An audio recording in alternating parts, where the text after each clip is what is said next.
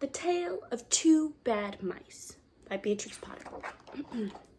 Once upon a time, there was a very beautiful doll's house. It was red brick with white windows, and it had real muslin curtains and a front door and a chimney.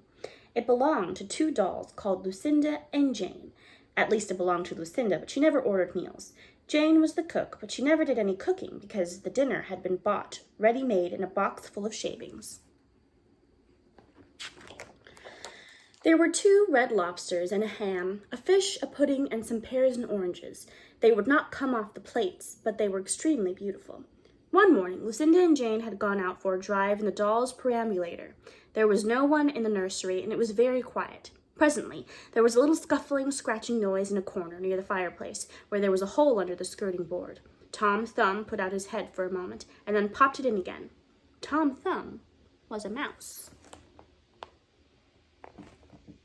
A minute afterwards, Hunca-Munca, his wife, put her head out too, and when she saw that there was no one in the nursery, she ventured out onto the oilcloth under the coal box.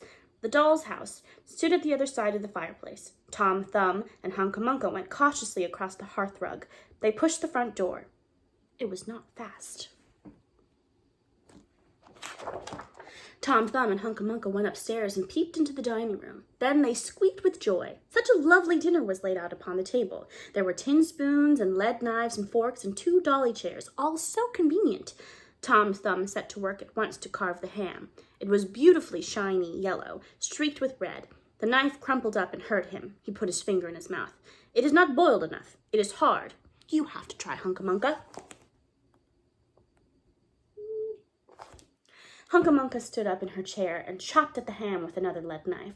"It's as hard as the hams at the cheesemonger," said Hunca-Munca. The ham broke off the plate with a jerk and rolled under the table. "Let it alone," said Tom Thumb. "Give me some fish, Hunca-Munca."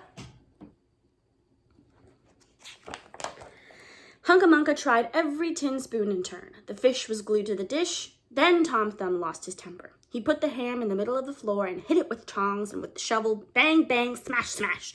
The ham flew all into pieces, for underneath the shiny paint it was made of nothing but plaster. Then there was no end to the rage and disappointment of Tom Thumb and Hunca-Munca. They broke up the pudding, the lobsters, the pears, and the oranges. As the fish would not come off the plate, they put it in red-hot crinkly paper fire in the kitchen, but it would not burn either. Tom Thumb went up to the kitchen chimney and looked out the top. There was no soot.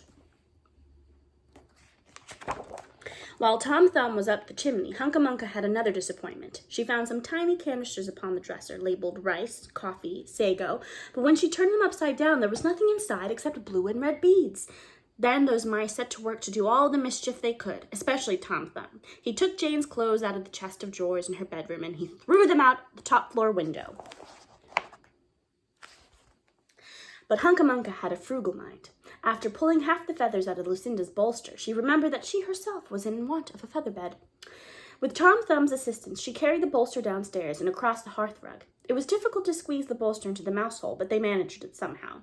Then Hunca-Munca went back and fetched a chair, a bookcase, a bird cage, and several small odds and ends. The bookcase and the bird cage refused to go into the mouse hole.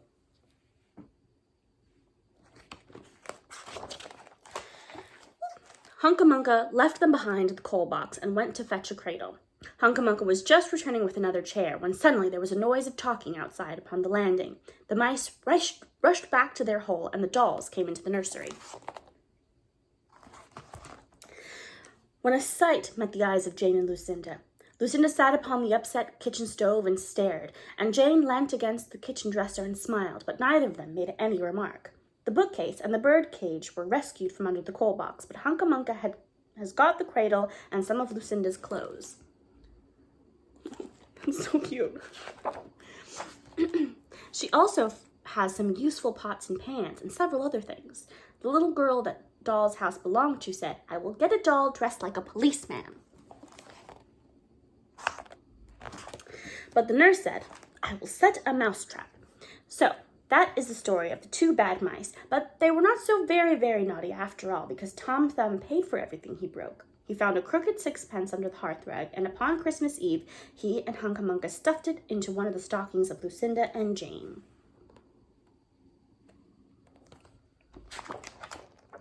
And very early every morning, before anybody is awake, Hunca Munca comes with her dustpan and her broom to sweep the doilies' house. The end.